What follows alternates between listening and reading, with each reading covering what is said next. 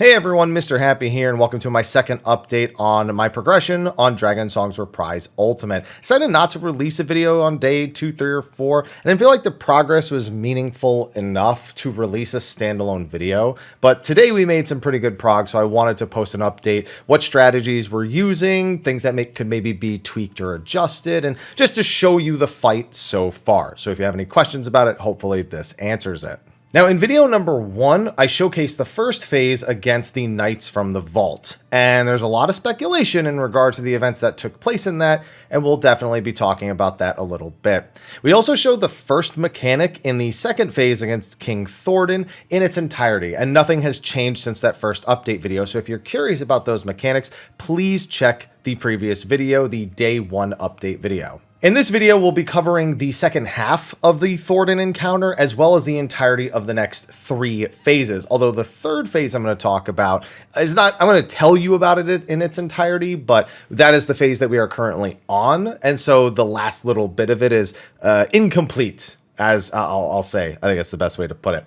So this is the pull. This is the pull where we made our furthest prog. And so I can kind of skip through the beginning here, or at least if I play through it real quick, I don't need to stop and pause and talk about any particular parts. And so, everyone baits the AoE. There's 3 cleaves here. If you didn't watch the first video, nothing fancy. We just sentinel that cleave and nothing too bad comes out of it. Then you have the dive bomb pattern here, where we just make like a little T shape of safety. Again, nothing's really changed here. Calling's improved, dodging's improved. That's about it. I mean, you just have to then dodge the Earth AoE, bait the Ascalon's Mercy Concealed, and then run away, and then you got to make sure the blues go to the far. Again, the only thing that we could really adjust here is we really don't need to tank invuln. We could instead use tank cooldowns and do this more, I guess it would be about the same amount of safety. But it's the way we started progging it. It's the way we're probably going to continue. It does mean that Living Dead and Hallowed will be back probably at pretty crucial points, and we don't really need them for the rest of the other phases, so I don't know. I think this works fine for us. There's one other place we could probably put those.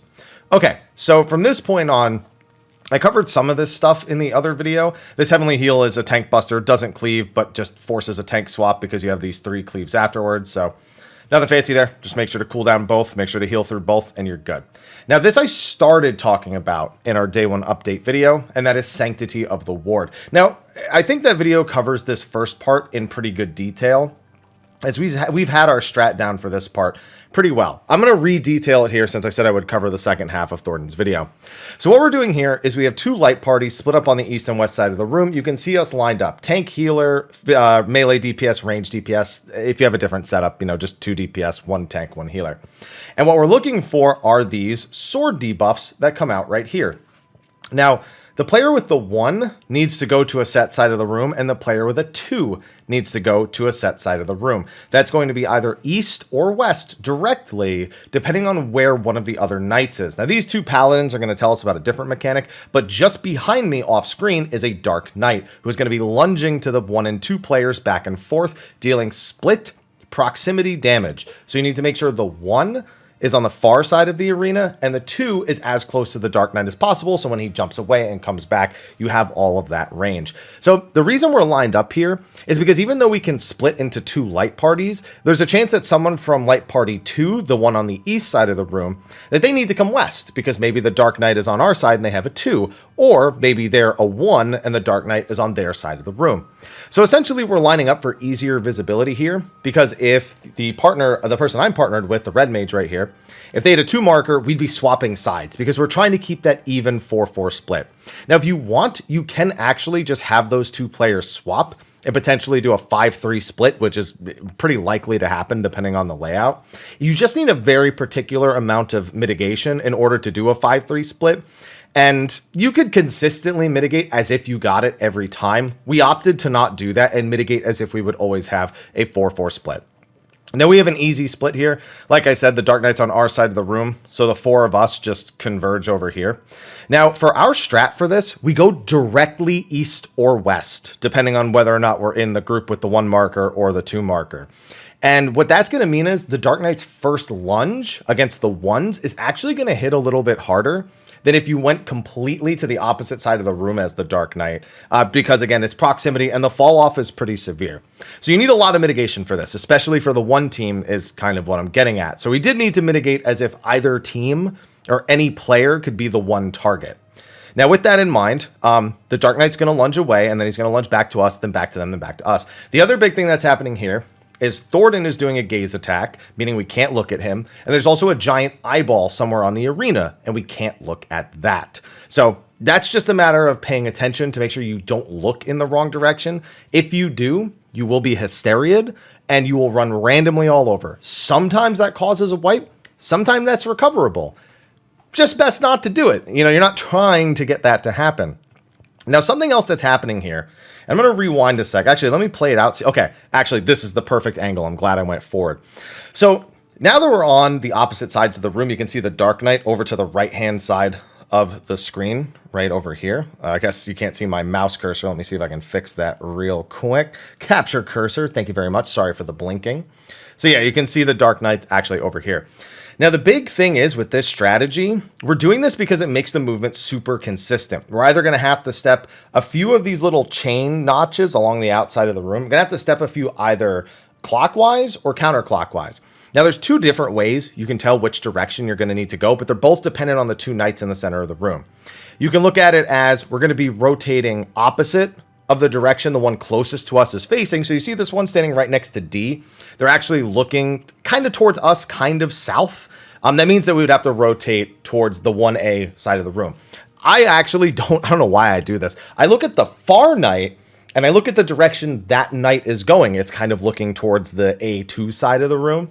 And that means I have to rotate in the same direction that they're going to dash. However you want to tell is up to you. But that's how I do it. So I know we're going to have to go this way, which is clockwise. What a great freeze frame that is. Dragon's Gaze dodging. One special thing about the Dragon's Gazes, I've had it happen where they hit you at staggered times. So you can actually avoid one.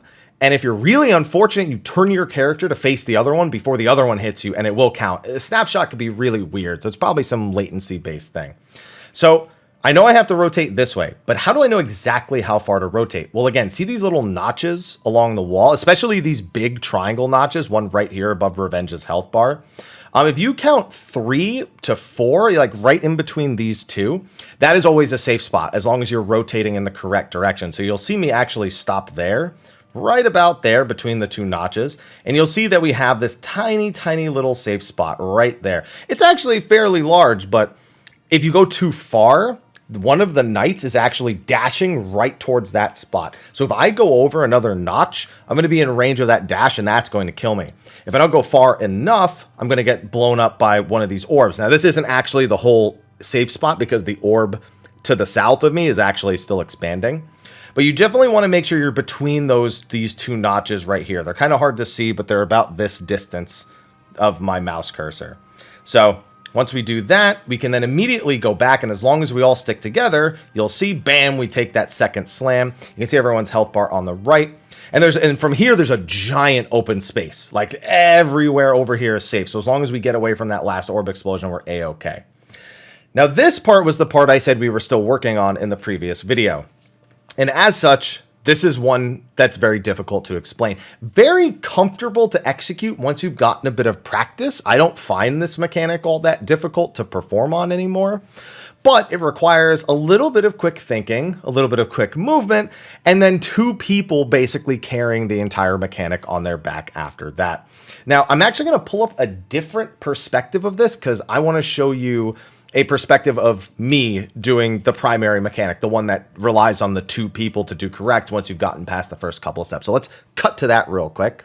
All right, so we're now over in a perspective where I actually get targeted by one of the more important attacks. So after King Thornton teleports north and goes, "Oh, Ascalon, drink deep the power of the slumbering gods," he's going to start another giant dance. Now, this looks very intimidating, but it's very, very controlled once you understand how it works.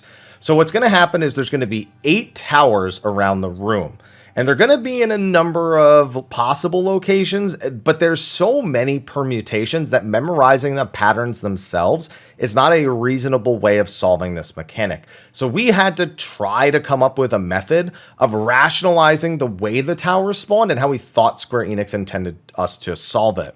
Now, what it seems like is there are always two towers directly across from each other that makes one of the mechanics super safe to do. However, it's telling it and making all of the adjustments in about 7 seconds you have here was a little bit much. So we looked to simplify it, increase the risk mildly over that in favor of getting more consistency out of the mechanic. Now, in order to fully explain this, I actually can't just show you a perspective of the clip. I need to pull up diagrams. Now, I've got 7 possible layouts here. Let me be clear. These are not the only 7 possible layouts. These are just 7 that someone in my Discord shared. They probably grabbed it from like Reddit or a Discord. I actually don't know where they got this from so far. Sorry if I can't credit the original person. This is just, I lifted it from Discord and posted it here. But this allows me to give you some kind of clarity into our way of thinking. So as you can see, there are just so many different possible permutations of the ways that the meteors can be laid out. I'm sorry, the little tower things can be laid out. And you need to have one person in each tower or it's a guaranteed wipe. So here's what we did. We assigned everyone kind of a default static position, breaking up into pairs of either tank and DPS or healer and DPS. So like a tank and a DPS, myself is north, and then a healer and a DPS is east, a tank and a DPS is south, and a healer and a DPS is west. That is because there's going to be giant fire AoEs. They're going to be like right here and right here. Ignore the bad circles. They're way bigger than this, but they're like this. They're like this. So the cardinals are automatically safe. And if we actually go back to the footage, you'll see us kind of lining up between them right here. So like I'm north flush with A. So that's kind of our base assignment of where we want to go. However, we need to be incredibly flexible because what we're actually going to do is we are going to assign the meteors on the fly to be going to 2 opposite quadrants based on a set number of rules. Now there's going to be 2 meteor markers on either 2 of the DPS or a random tank or healer. So it doesn't have to be both the tanks or both the healers. It could be a tank and a healer, but it will stick to those 4 people. So what we do is the players that are part of the role that doesn't get targeted by the meteors have a way easier life. They do have to handle some towers, but for the most part, they just stand around after that. The role with the meteors needs to be ready to adjust on the fly. Because what we decided to do was we would always adjust the 2 meteors to be opposite each other, but one of the 2 quadrants that the meteors were aimed at needed to have 2 towers. So I'll give you an example. Let's look at this one over here where I'm drawing the squiggles. If you look at the quadrants, now we're not talking about the towers on the lines. We're talking about the ones that are in between the pizza slices, like this one right here. See these? These are inside the pizza slice. We needed to make sure there were 2 towers in the pizza slice. What that does is it does 2 things. One, it ensures that we're never in a guaranteed bad situation with the towers. A bad situation with the towers is a situation like, let me see if I can find it. Like this one. So you see how this one right here, there's a tower here and there's a tower here. So if east and west were to have the meteors in this pattern, the person east would have to squeeze all of the meteors they're going to be dropping, which we'll cover in a second, in this small space. Now this person has a ton of space, but there's no other way to do that. They can't rotate towards each other. You can't send them 90 degrees because then they'll crisscross at some point. So our goal was to completely avoid this type of loop for one person. So on this third pattern, which we were talking about, we have a top and a left one, and then we have a bottom right one. No matter which one of these that we start in as the north side, as long as we drop our meteors correctly, we will not get all the way over to this one. Now, ideally, we'd start in the top left. Our group actually isn't doing that. Our group has always prioritizing the center tower. If you're in a set of towers that has 2 choices, your first choice is always the middle tower, followed by the left tower, followed by the right tower. So, you know, it would be this would be priority number 1. This would be priority number 2. And if absolutely no other choice, this would be priority number 3. So ideally that's not the option, but sometimes it just has to be based on how it works out. So, and then, you know, once we set the meteors to go north and south, you know, we'll eat these towers, the players with the meteors, and then we'll drop them, you know, little by little like this, and you'll see that pattern coming up. And then this person would, you know, do the same. They'd be dropping them along here. And they also have to make sure they rotate all the way to the other side. So if they don't do that, then other things, it'll make sense when I show you in the footage later. So that was the way we decided to do it. But that means that all of the meteor players need to be ready to rotate in case a section that is good for them, that is good for the meteors, is also the section that we've set up as their default. So let's say that, you know, my default position is north and the other meteor's default position is south. But in this pattern, east and west, you know, would be where we'd want the meteors, because the east has the 2 towers and the west only has the 1. We'd need to rotate over here and over here. So in a situation like this, east and west need to know that they also can just go like this and this. They need to get into the sections away from where we need the meteors to actually be. While the 4 non-meteor players, the four people belonging to the role that doesn't get meteors in that pull, they're just doing whatever. They're just like, we're going to chill here and wait for you guys to figure it out until the next mechanic actually gets called out. So that's where the flexibility needs to be. In the footage I'm going to show you, we actually do get north-south meteors, and that's how we call it. We call it north-south or east-west, because if the south one has 2, like in the first diagram over here, then there's no rotation, because, you know, south and north, you know, north or south, it doesn't matter. You just need to have 1 meteor in each. Now, there is one condition we had to kind of come up with something special for. And that's a condition in which there is only a meteor in that 3 spot. So, you know, going back over here where this like far right one would be 3. If that's the only meteor in the tower, in the quadrant opposite of the one with the 2 towers, then we need to do something special, because unfortunately in this exact situation, if we were to have that, let's say this wasn't here, just pretend this one's not here. Okay, just pretend there's only 1 meteor and it's this north one. So this would be the only one that person would be able to go to, which means we cannot have the meteor player in this one. So our priority needs to shift. We need to prioritize the opposite right meteor over the opposite left meteor, of course, looking from the center of the room. So that way it's here and here as opposed to the other way around. Again, this is probably the most difficult mechanic to explain and make it concise without a lot of visual aid. This is not adequate visual aid in order to describe this, especially given the number of permutations. But the general rule is one of your meteors needs to have 2 towers in its quadrant. The opposite one doesn't matter as long as it has 1. But if it has 1, if you're looking out and you see there's only 1 on the right, you need to alert the other side so that they can adjust accordingly. Whew. Now, that's not even everything for the phase, and I don't even know if that's fully adequately explained, but that's all the thought that goes into it. What comes out of it is 7 seconds of calling meteors north-south, DPS are the ones with the meteors. And that's the end of the calls. That's what that all translates down into, is calling that information and getting a result out of it. So, as we go over here, we see I have a meteor. See how there are 2 towers in front of me? That is how I know I'm in a correct section. Now, there can be more than 2 sectors with 2 towers in it. We prioritize north and south. So even if east had 2 towers in it right now, we wouldn't worry about that. North and south is our top priority. So opposite of me, over by our C marker south, there's another meteor player. Now for our priority, we go middle, left, right for the meteor player. So the one that's right in front of me, this cardinal tower, is my top priority every single time. Now, however, you're probably wondering, what about that other tower? So this is where more rules kind of come into place, because there are other towers that need to be dealt with by the players that do not have meteors. So here's how we do that.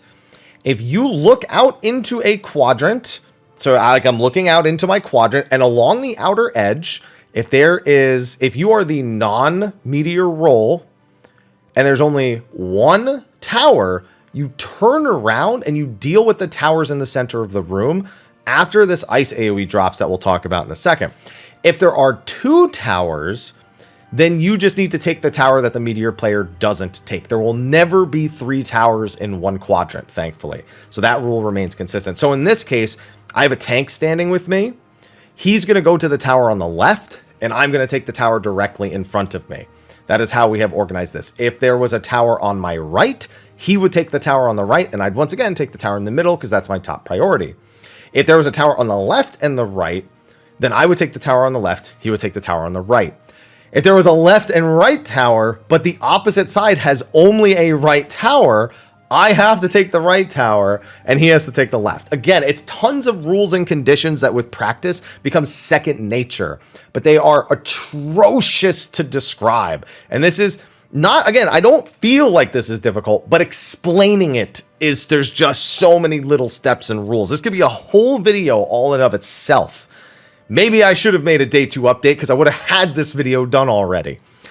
Either way, from the meteor's perspective, I'm going to show you what happens. My other perspective is me not having a meteor, so it allows me to give you a different perspective.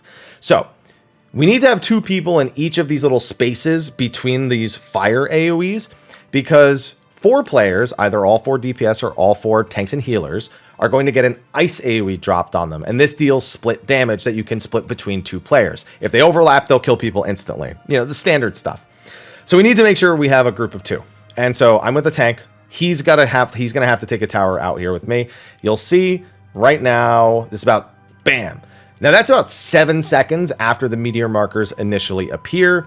You want to have shields for this. Want to make sure people are topped for this. Don't take it lightly. And also there was a donut AoE along the outside. It doesn't matter at all. You would never go to the outside even if there wasn't a donut, in all honesty. So there's that. Now if you step in the fire or you step in the ice, you'll get a dot that does about 50,000 damage every 3 seconds. Healable, but absolute misery to try to heal through it. So don't stand in the ice too long. Don't touch the fire. It's not good for your health. Don't do it. So this drops, we take the damage, and now we're going out to our towers. Now, from this point on, the 2 meteor players are the 2 most important people. But that's only because of there's quite a few things that are about to happen. So these 8 towers are going to hit. And then the 2 players with the meteor markers are going to drop 7 comets on the arena, one at a time in a fairly rapid succession. If 2 comets come too close to each other, they explode and wipe the raid. On top of that, there's going to be 8 more towers that need to be taken. So the meteor players need to be able to move a full 180 degrees and then also have a tower waiting for them on the other side. So I'm on the north tower. My goal is to get all the way to the south tower by wrapping around clockwise with these meteors. The south person is doing the same, and they want to end north on my tower. Now, what about the other 6 people?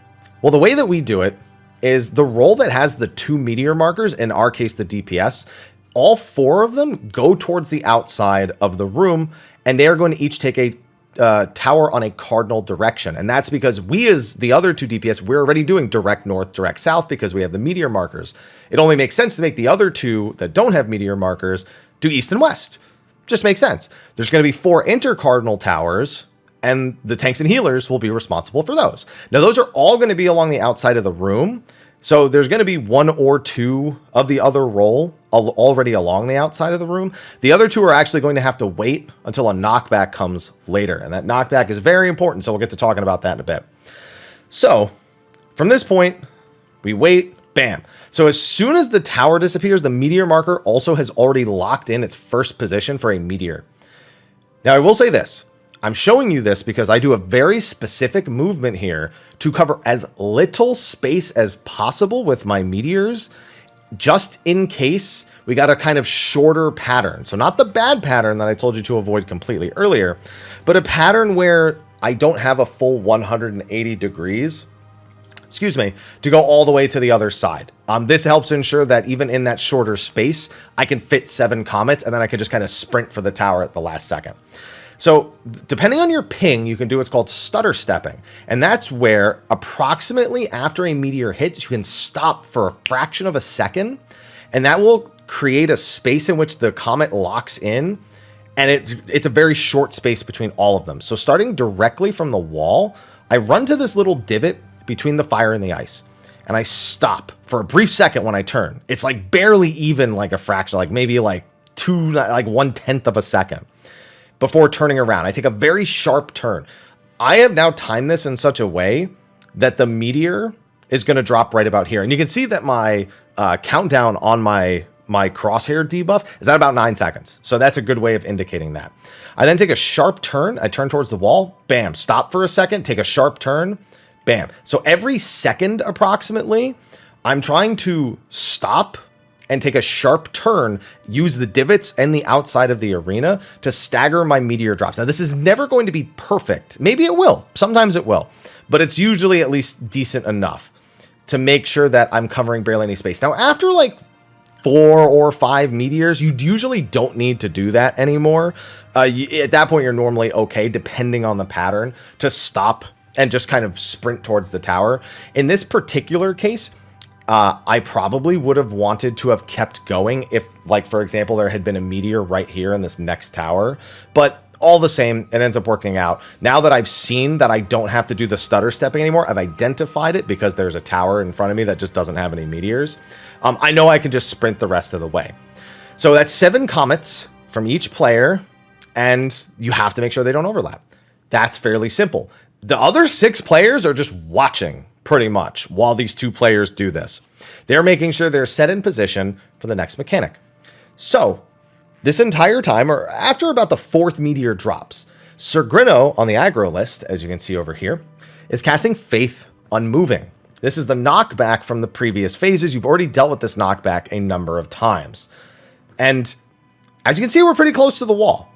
It is 100% mandatory that any player that is close to the wall uses knockback resistance. I don't think there's any fight in the game before this that has ever mandated knockback resistance, because there's no way you can't get to the center. These ice and fires don't disappear until the second that finishes casting. And while there's a lot of strategies people have used to dictate using knockback resist, this is a fight that is dictated using knockback resist.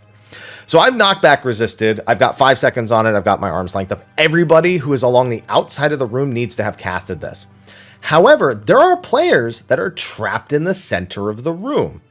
Those players need to aim themselves at the correct meteor. Now, again, the roll that had the meteors was sticking to the cardinals, so north, south, east, and west. The roll without them is sticking to the intercardinals, so in our case, that's 1, 2, 3, 4 markers. We also have a kind of priority system to make sure that those intercardinal players always go to the right location. Essentially, whichever...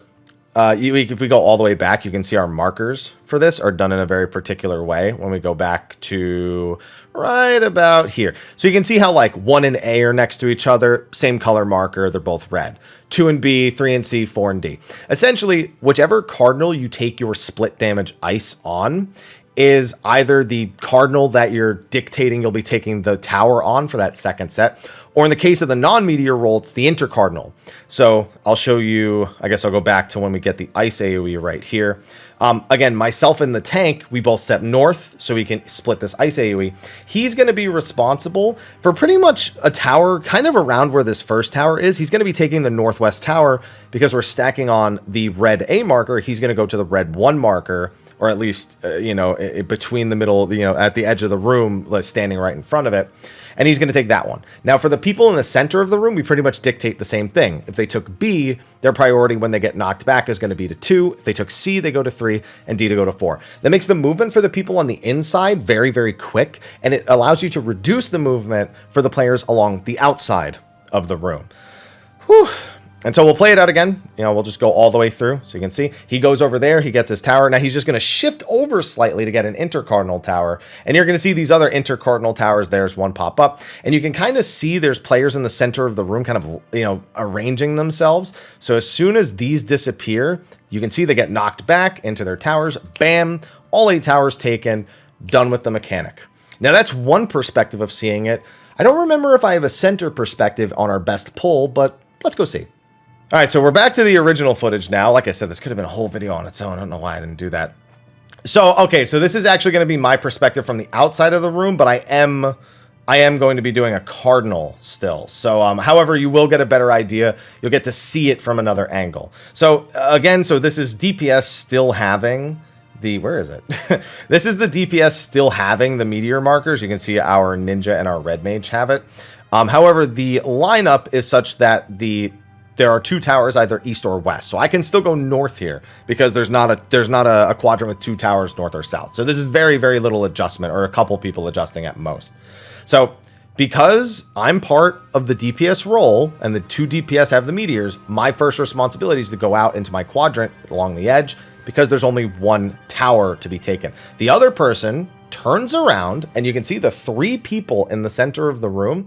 They're quickly scrambling to get those 3 towers. Now, how you want to go about organizing that is a little up in the air. Sometimes you can common sense it, like 3 people will come in and all of them will have a tower directly to their left or to their right, and they just kind of shift over clockwise, counterclockwise. Sometimes there's only 2 towers, and you kind of got to come up with a little bit of a system for it, or you have to be willing to make some quick adjustments, going maybe all the way to the center and letting other people go first, and then you just kind of fill in the last one, since maybe you're one of the calmer heads or other people don't really move. You kind of have to adjust to people's individual kind of habits to make it easier, but that'll depend on your raid group and what systems you come up for it. So that's all there is to that. You can also see that if you look over by the 2 marker, that one of the healers came out because their quadrant had 2. So you can see the DPS eating that far one, and then you have the healer taking the other one that's kind of closer to me. That also is going to be where their basically their main tower is. But look at how easy this is when you're not the meteor player. I'm like, oh, okay, I'm on the A marker.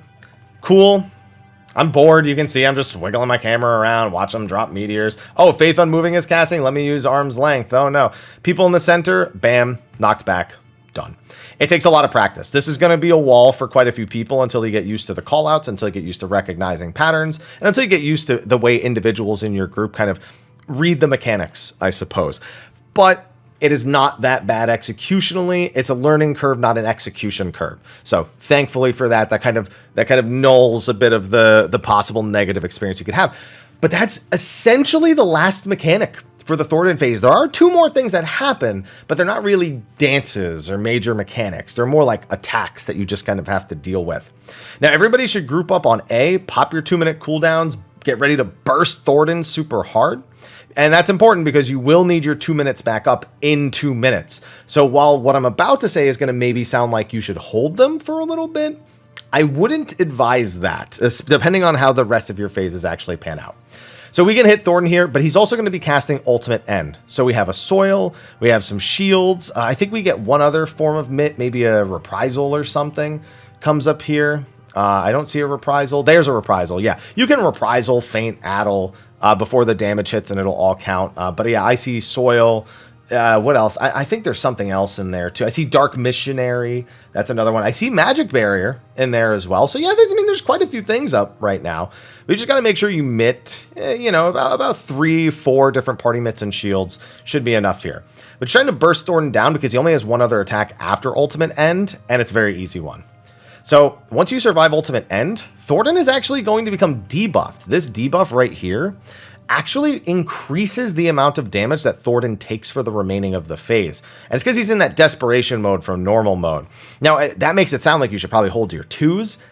But again, I wouldn't particularly advise holding your 2s because the DPS check here is not that severe. And you need your 2s for the next phase pretty much up at a time that's really good to burst. So if you hold them that extra 15 seconds, it actually kind of jeopardizes the way you're going to handle the next phase.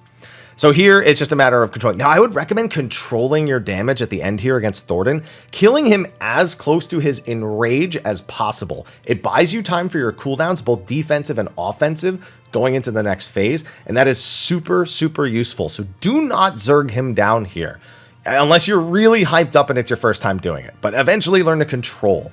So what we do here is now we're just going to try to control his DPS. You're going to see me even stop attacking for a little bit.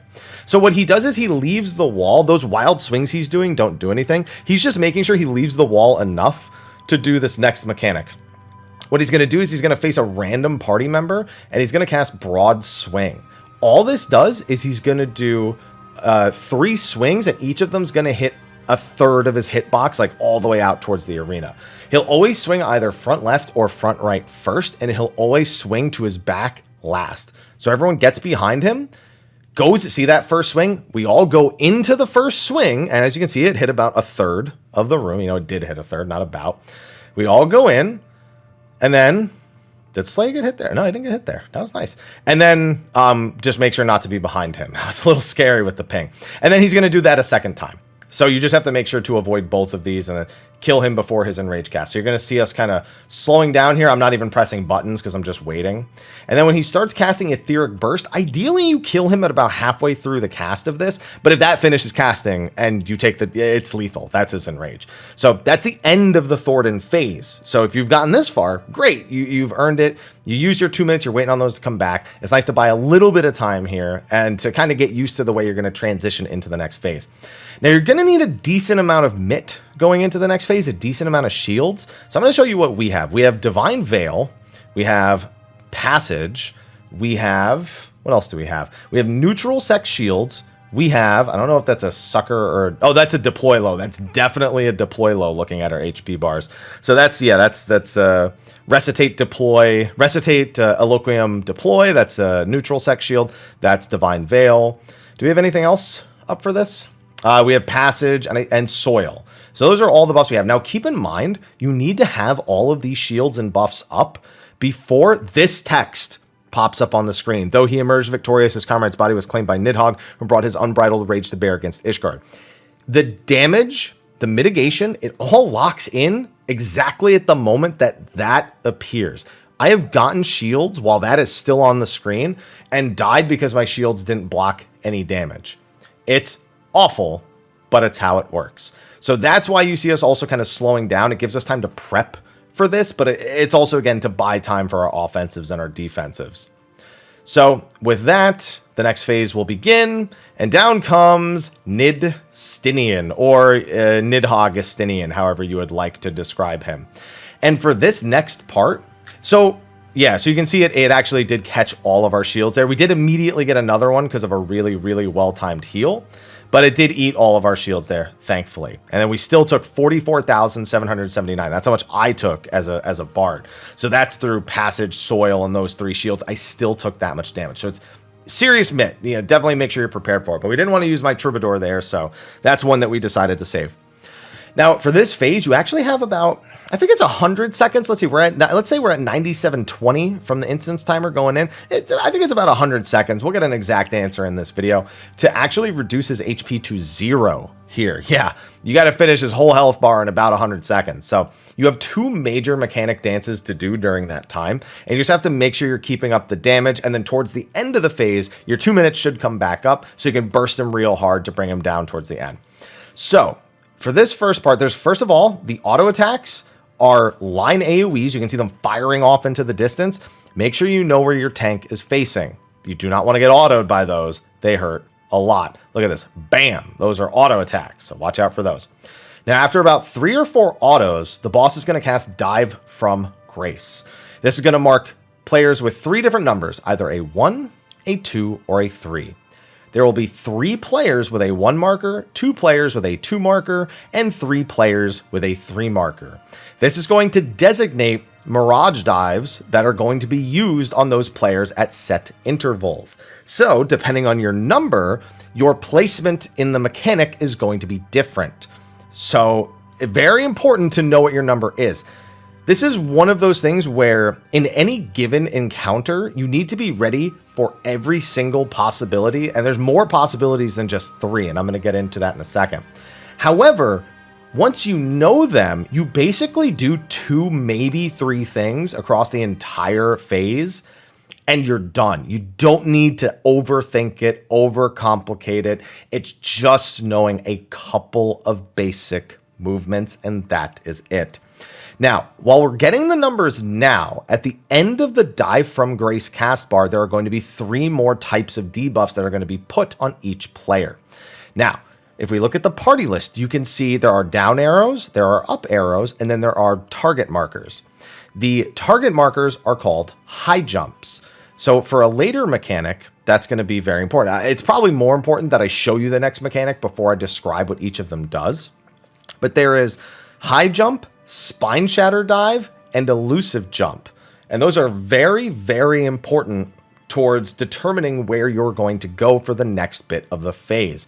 Because depending on your number and depending on which debuff you got, you need to be ready to handle each mechanic a little bit differently. But at the core, it's still the same.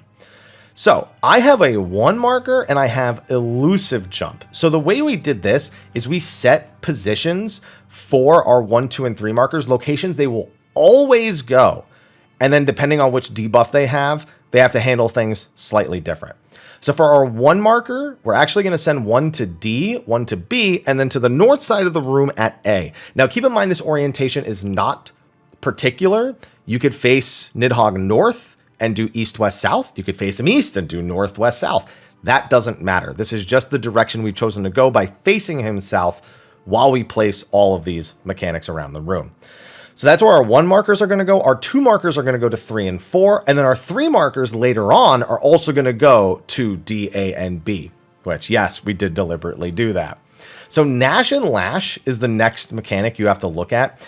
And Gnash and Lash at the end of its cast bar is going to do Eye of the Tyrant. It's going to do a split damage AoE to a random player who is in front of Nidhogg.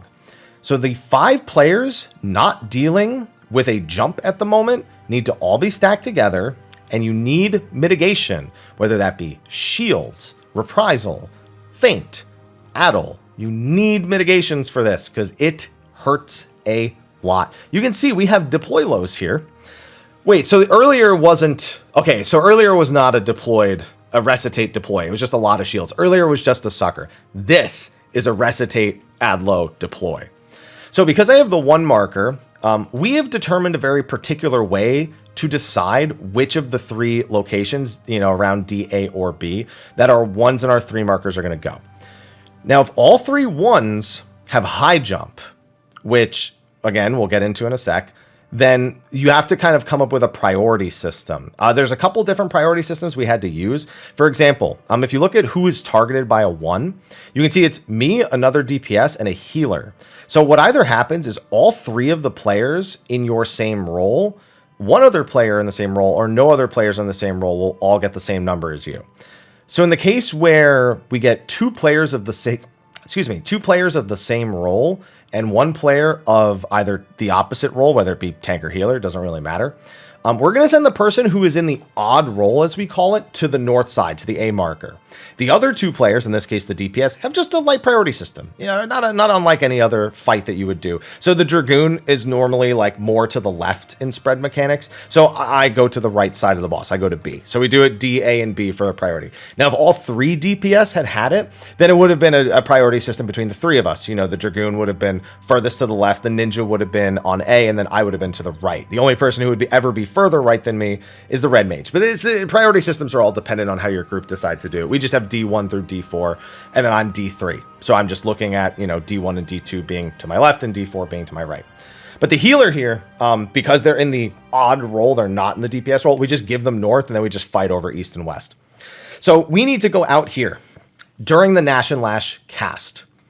But about 3 things are going to happen all at once here. 1, how we actually handle our jump is different depending on whether we have elusive jump, spine shatter dive, or high jump. And this is another rule for determining our spots, because as you can see, we don't all have high jump like I was just talking about. We set it so that if you have spine shatter dive, you are to the west or by the D marker. If you have elusive jump, you're opposite of them at the B marker, where I am right now. And if you have high jump in that pairing of 3, then you would be north. If there is a spine shatter dive in a set of markers, like a 1, or 2, or a 3, there will always be an elusive jump opposite of it. Now, what do spine shatter dive and elusive jump do? Well, spine shatter dive will deliver... You know what? Actually, I'll show you the next mechanic, and then I'll explain what they actually do. So you're going to see me go over here because I said this is where we send elusive jumps. We're sending them, just in front of the B marker. But these players with their jumps, they want to be just inside of the hitbox because we're actually going to drop a tower several seconds later. And so we need to aim our characters into a specific way to make sure that the towers appear in a specific way. Now, the towers... That's what Spine Shatter Dive and High Jump are for. Spine Shatter Dive will send a tower 10 yalms in front of the direction that character is facing when they get hit at the end of the countdown. So that tower is delayed though. So like they'll get hit by a dive and then a few seconds later a tower will appear 10 yalms in front of where they were looking. For Elusive Jump, it's 10 yalms behind where my character is looking. So I'm actually looking out towards the edge of the room because I'm trying to aim a future tower to the other side of the boss behind me. And that's why we put Spine Shatter and Elusive opposite, because they're going to drop it on each other's locations. The high jump, the odd one out, we give them north because theirs is just going to land where they are. So they have an easy job, thankfully. So again, you're going to see this timer is going to run out. Now, Nash and Lash, I didn't even get to finish describing. Again, there's a lot of things that happen, but the number of things you need to think of at one time is not all that important. So Nash and Lash at the end of its cast, like I said, is going to do a split damage AoE on one of the random players in front of Nidhogg. After that, it is going to do either a donut AoE or a point blank AoE, depending on whether you're dealing with Nash and Lash or Lash and Nash.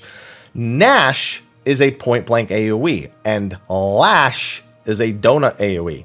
So if the attack is Nash and Lash, it means point blank AoE followed by donut AoE.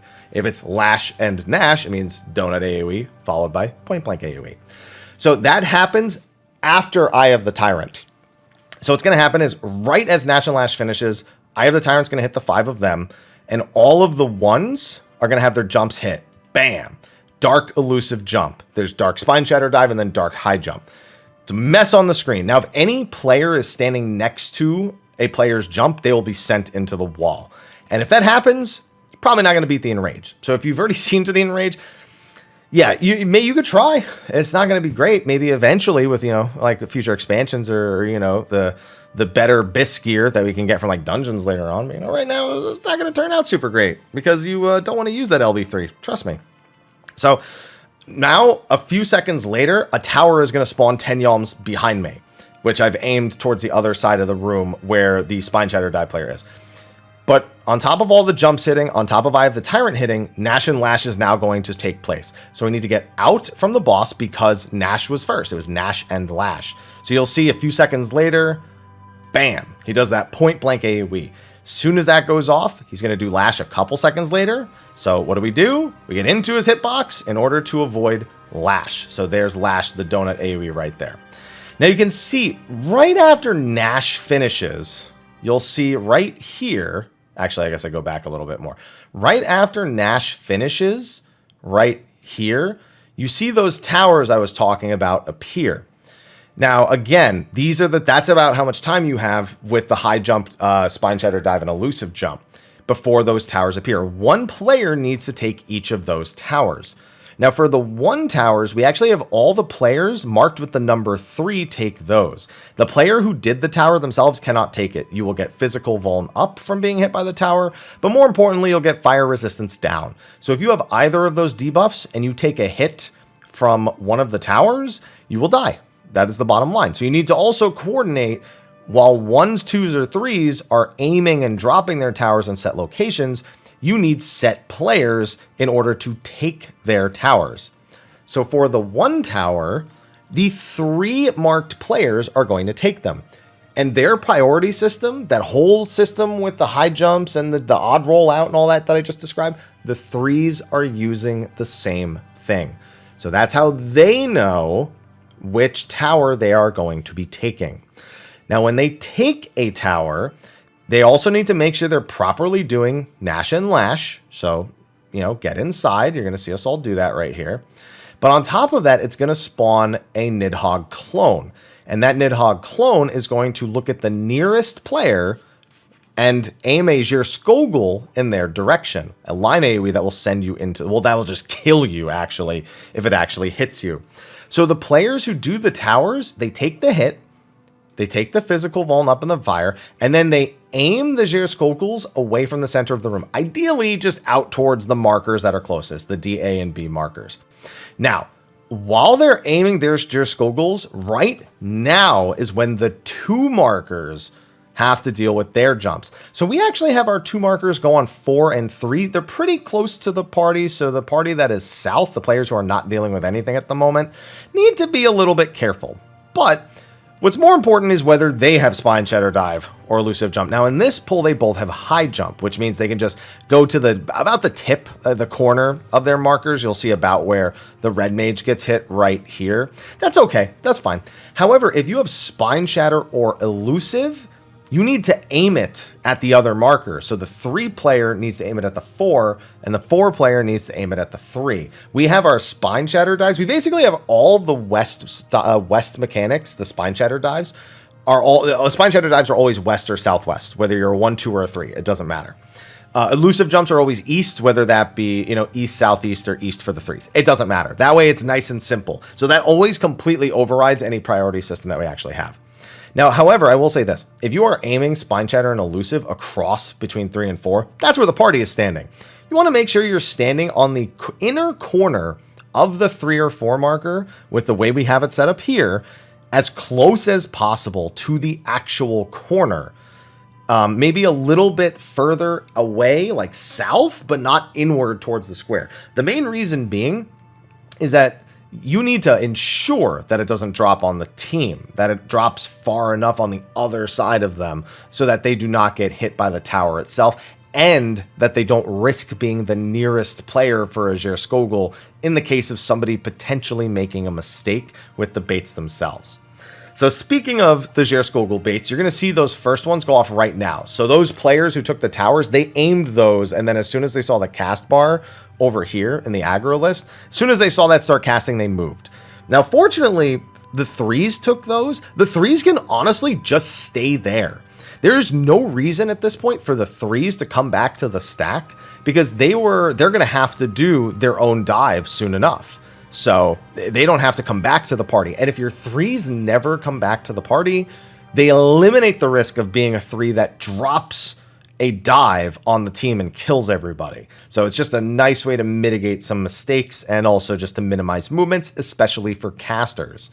Now, for the 2 players that dropped their either high jumps or Spine Shatters or elusives, we need 2 players to eat the towers that are going to appear.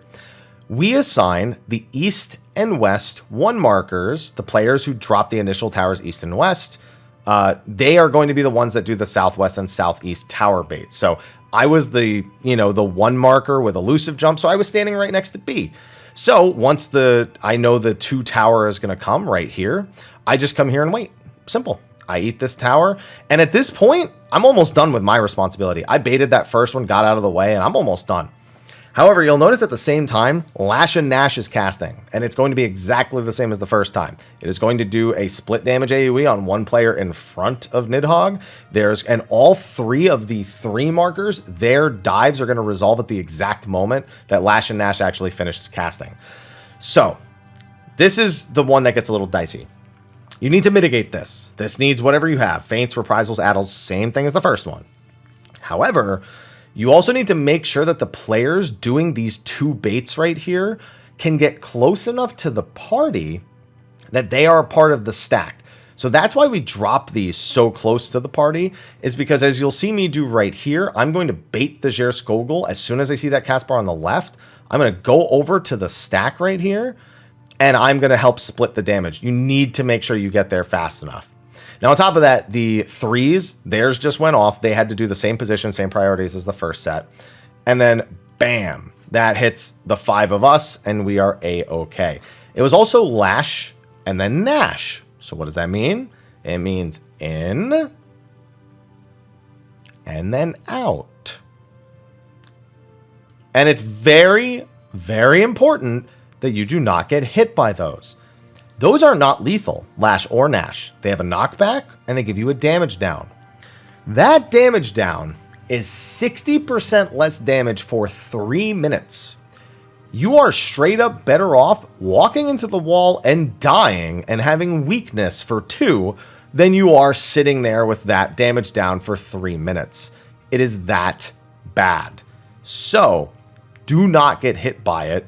It will greatly diminish your ability to get through this phase and also the next phase, because it's 3 minutes long. And like I said, this phase in its entirety is about 100 seconds. So you do not have a lot of time to wait for that to fall off. In fact, it's preferred that as long as it won't screw up a mechanic, you go into the wall and die, which is insane. It has to be pretty quick, because obviously if you have the 60% versus the 25%, but you have it, you go into the wall when it has a minute left, and then you have 2 minutes of weakness after. It's semantics, but you understand.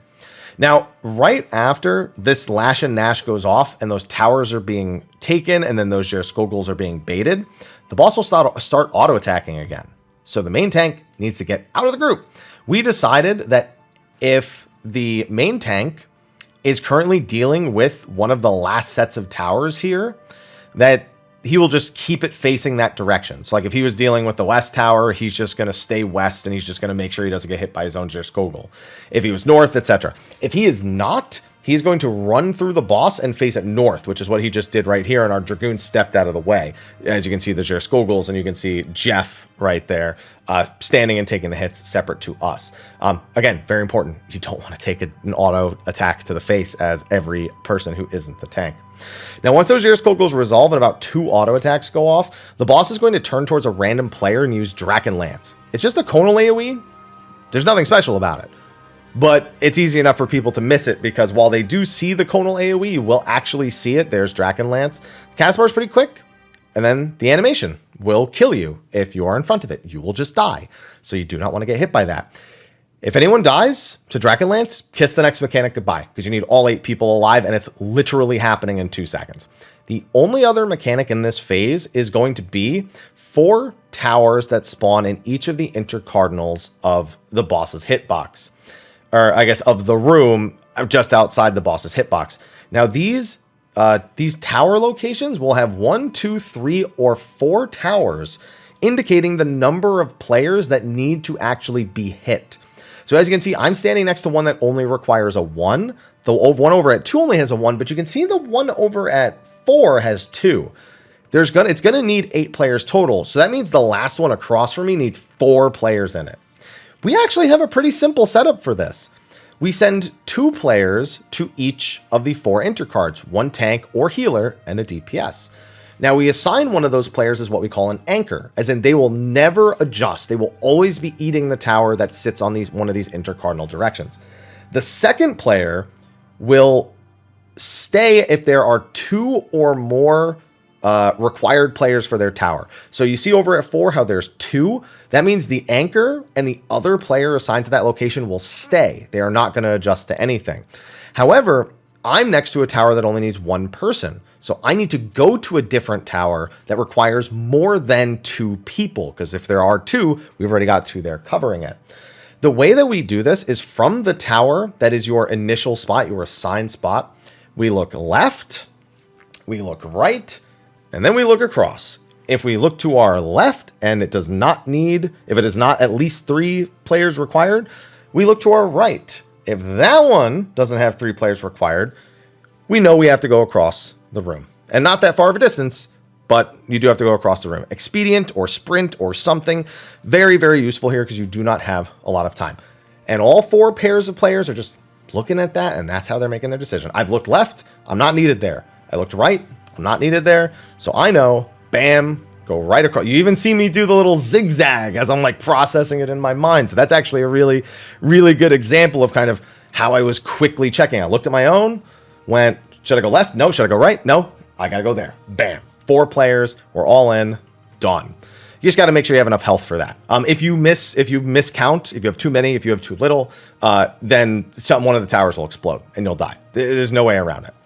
Now, once each of these towers is taken, they will do one of 2 things. They will either do a Skogul, which we actually have the player designated as the anchor, the one that never moves.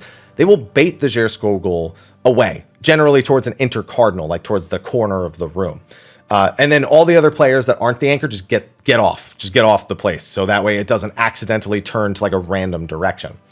However, either the main Nidhogg boss or one of the clones will also have a tank buster, and there will be 2 tank busters total.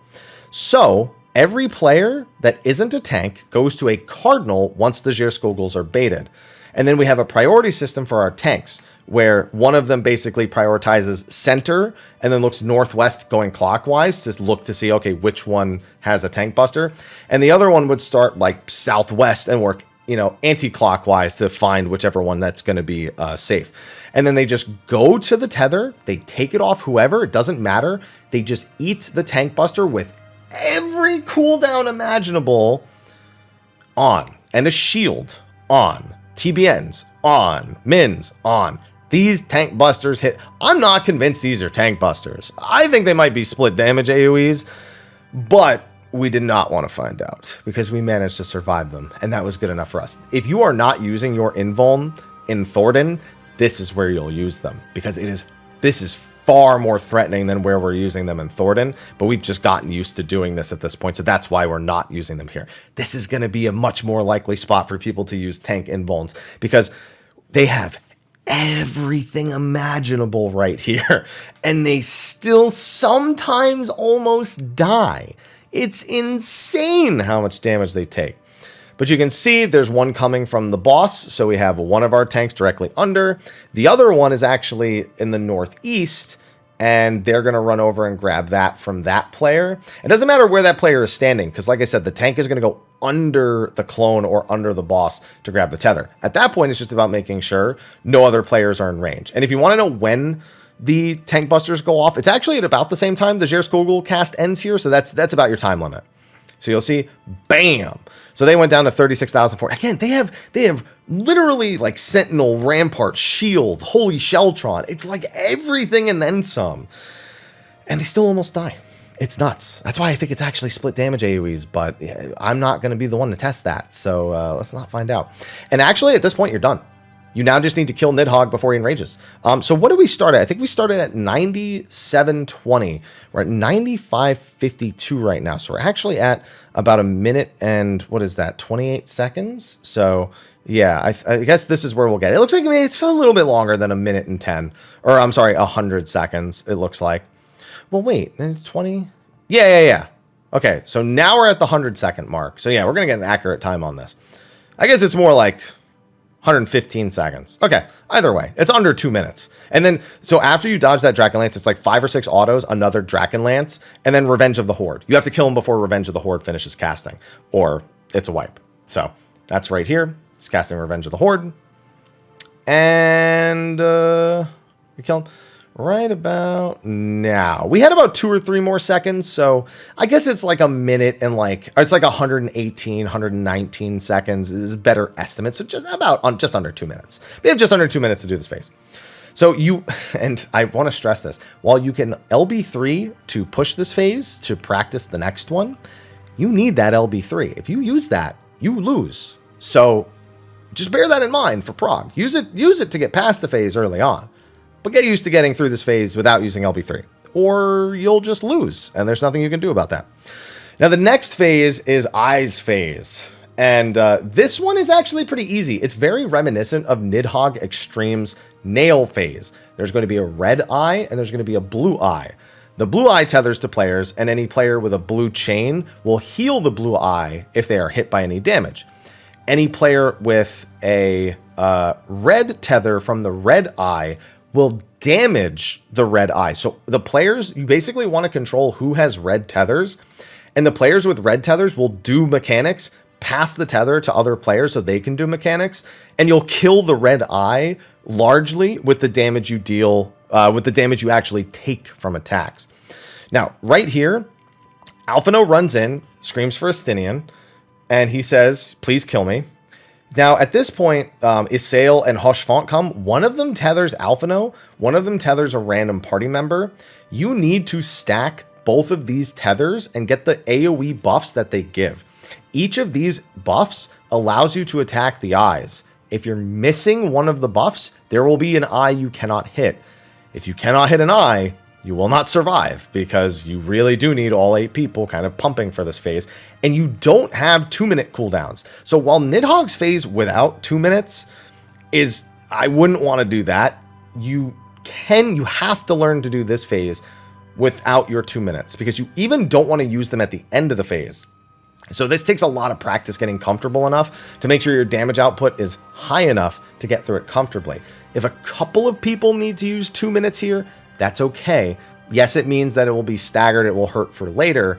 But for Prog's sake, sometimes you got to do what you got to do. So with that, we're going to get these buffs. The eyes are going to grow and become targetable. Now, this is confusing. The left eye is on the east side of the room, and the right eye is on the west side of the room, because they're from Estinian's perspective. So I just prefer to call them red and blue, if you don't mind. So the red has way more health, and the blue is at 50% HP. Each of these eyes does auto attack. So your tanks need to make sure to get aggro. So pick a tank to get the right eye and the left. But for the way we're going to be arranging this, you do not want to stay on your independent eyes. You don't want the tanks just sitting on their independent eyes. We're going to send all 4 tanks and healers over by the left eye. And we're going to send all 4 of our DPS over by the right eye. And that's very particular for our mechanic. As a ranged DPS, you know, I try to double dot or make sure I hit multiple targets if I can, if it allows. But you're going to see I'm going to dot up, and then I'm going to go to the other target. Generally, you do want to kill one eye before the other. You don't need to kill them at the exact same time. That is not pertinent to actually doing the mechanic. So the blue eye is usually the first one you're going to go for because it has less HP. Yes, the red eye is going to largely be damaged by attacks, so you'd think it might make sense to do that one. But because the blue eye actually needs to be DPS down naturally, it becomes the go-to first target, essentially. Now, right at the beginning of the phase, there's going to be a giant room-wide AoE with a few seconds of a bleed. Need Mitt for this. It does a lot. We have, I believe, neutral sec shield. I think we have magic barrier. Has like 1 second left right here. I don't know if it actually catches this. I Troubadour. And I Troubadour kind of late because we even have Dark Missionary here as well. We have shields. Like we have deployed recitated shields. And it does, as you'll see, bam. It doesn't really do that much, but that's important because we actually need these shields for a coming mechanic. And the tanks, remember, are taking auto attacks during this from each of the eyes. So make sure each of them has enmity on one of the eyes so they don't go attacking random people. The bleed only lasts for 2 ticks, nothing too crazy, but it does do a lot of damage. It actually eats pretty much the rest of our shields right here. We now have like maybe a few thousand points. After you eat that, both eyes are going to cast Hate Bound. Now, the left eye is going to tether to 4 players, giving them a red tether. And the blue eye, the right eye, is going to be tethering to going to be bringing a blue tether to 4 players. So what we basically do is we need to make sure that we give the red tethers to specific players to deal with these mechanics in a specific order. And fortunately, there's really only 3 mechanics in the entire phase. So on each side of the eye, to its north and its south are going to be a blue orb. To the east and west of them is going to be a giant, like, golden yellow orb. The golden yellow orbs need to be shared by 2 players. The blue orbs need to be taken by 2 individuals. So we assign 2 players on each side, 2 players amongst the tanks and the healers, and 2 players amongst the DPS on the other side, who are going to be responsible for the golden orb, and then 2 players who will take their red tether and go get the blue orbs. Now, in order to resolve this, we don't know who's going to have the reds. We don't know who's going to have the blues. We made it so that the melee DPS and the ranged DPS, the melee DPS and the healers will be dealing with the golden yellow orbs first. So, if you are one of those players and you do not have a red tether, you basically go to where Astinian is in the center of the room and wait for a red tether to come into the stack in order to trade with you. Now, fortunately, you cannot trade blue tethers between each other.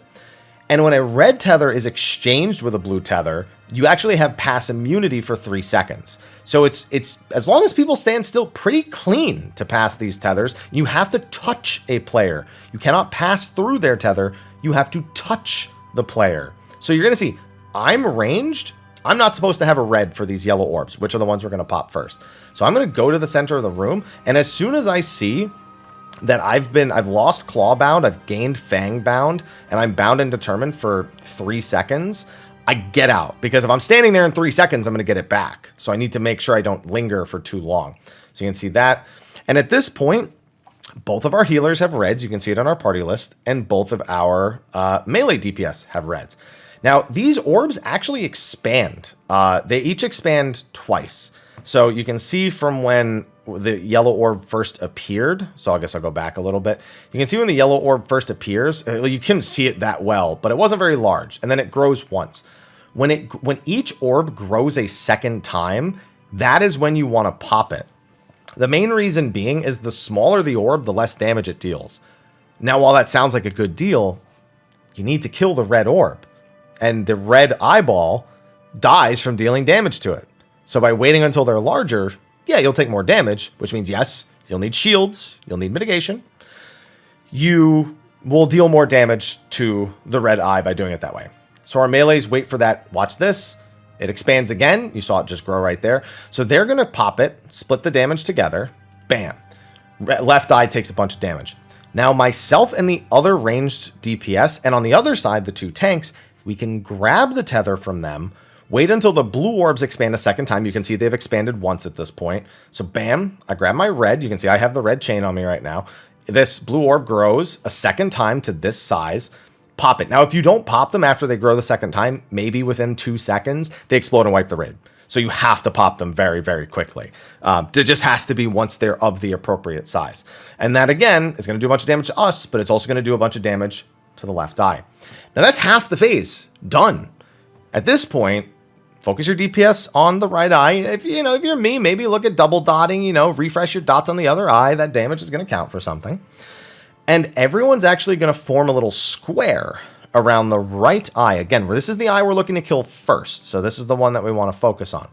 The tanks and the 2 range DPS, all 4 of the current red tether targets, will form a little square around the right eye, like you see here. And all of the blue tethers will stand directly under the right eye.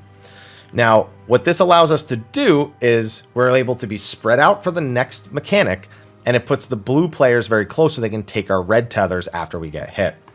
So now the left and the right eye are both going to cast 1 Mirage Dive on the party, and Mirage Dives will only target players randomly, the players with red chains.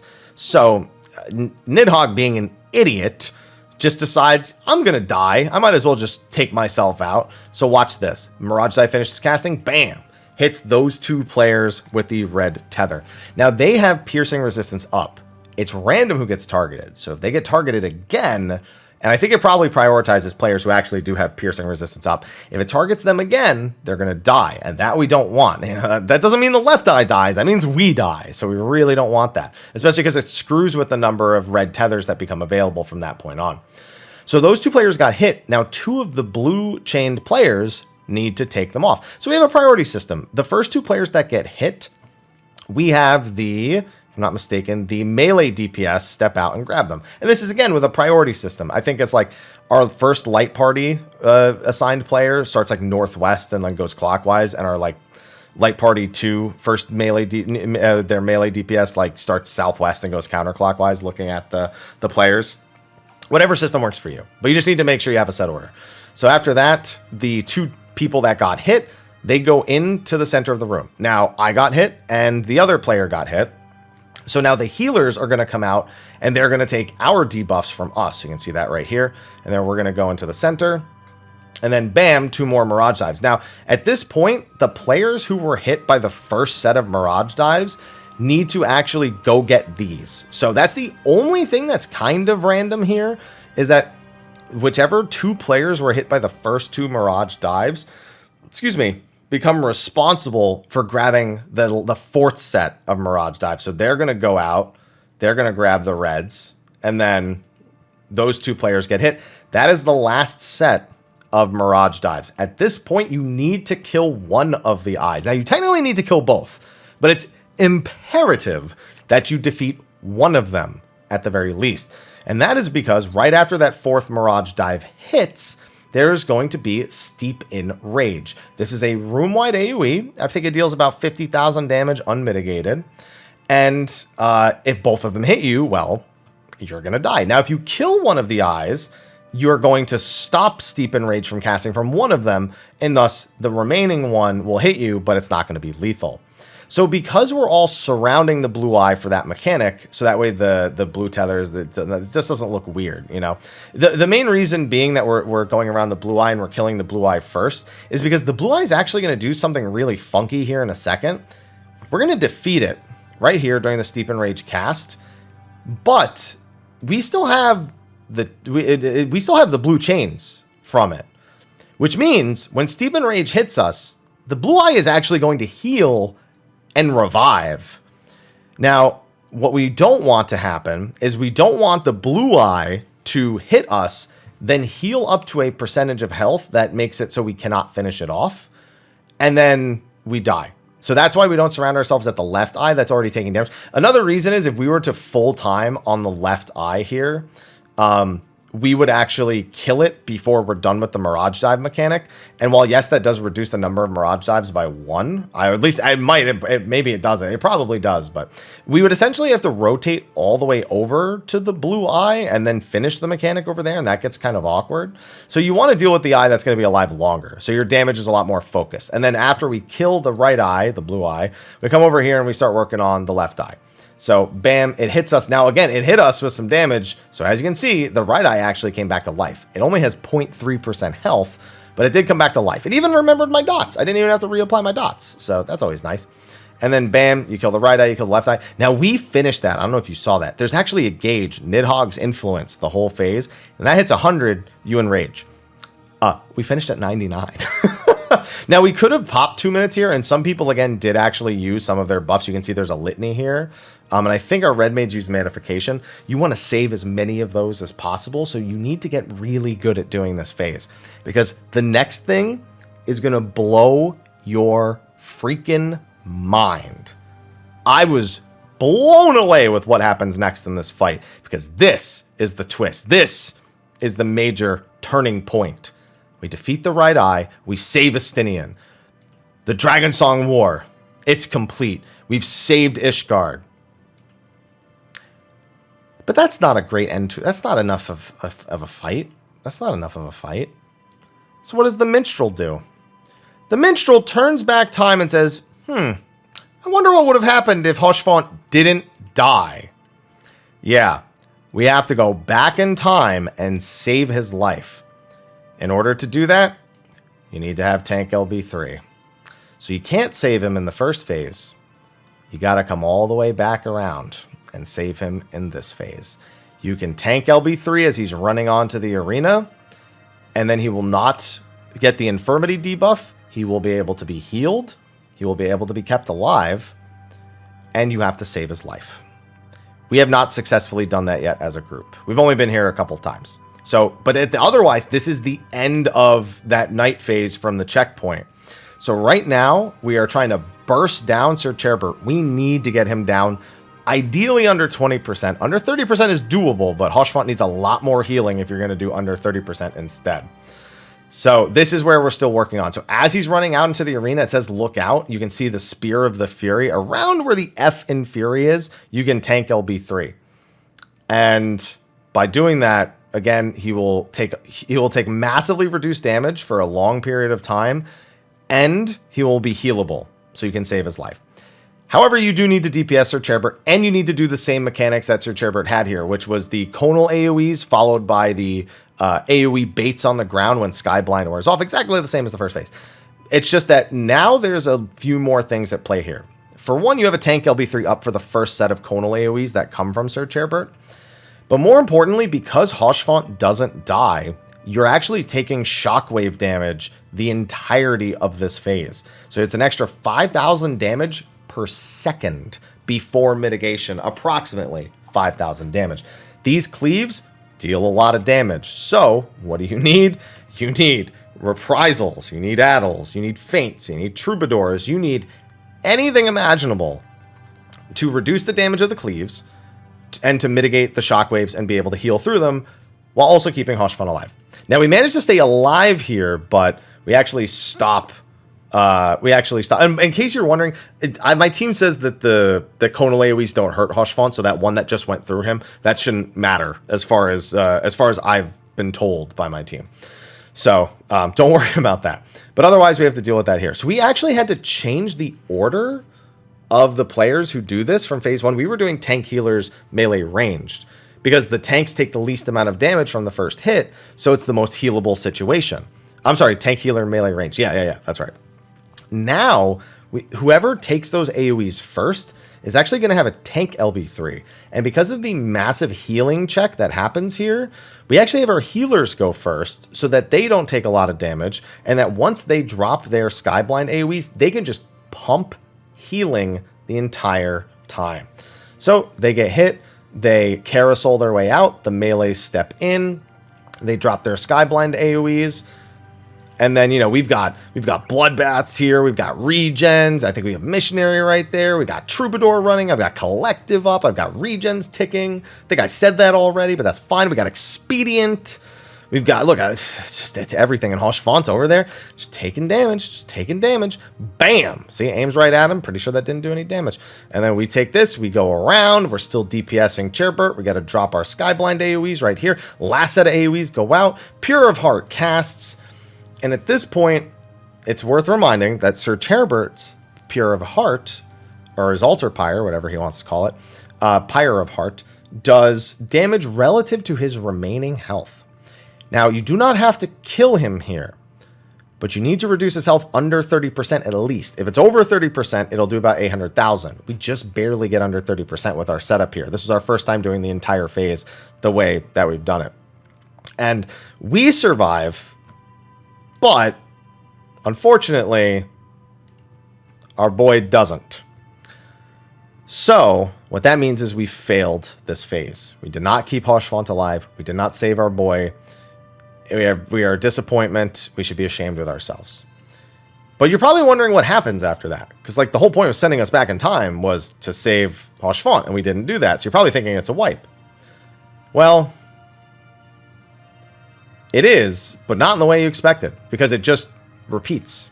You just return to where you started in the time loop. And, you know, if you were to wipe, you'd go back to the checkpoint, which would be here. And then you just continue. So theoretically, if you never save him, you could technically do this fight for 2 hours straight and it would never end. At least I'd like to think that. Maybe it would just stop you at some point. I don't know. But in theory, you could do the fight for 2 hours straight and never save Hosh Font, never change history, and just keep going over and over. Yeah. And that's where we're at right now. So really cool fight. Really, really cool way they're using the Wandering Minstrel, just kind of changing events, which does open the door for other ultimates that say that, oh, just because this didn't actually happen doesn't mean the Minstrel can't wonder what if it did happen. So when they told us it was a what if scenario, the what if is what if we save Hosh Font. And I got to say, if saving Hosh Font is how we unlock the kind of true boss of this fight, maybe we shouldn't save him. Maybe we don't need to do that. I didn't think saving his life essentially stopped some ultimate version of these bosses to be unleashed. But I guess that was the case. That's how the Minstrel believes it would have happened, at least. So sorry, Hosh Font, we weren't able to save you today. We'll have to save you tomorrow.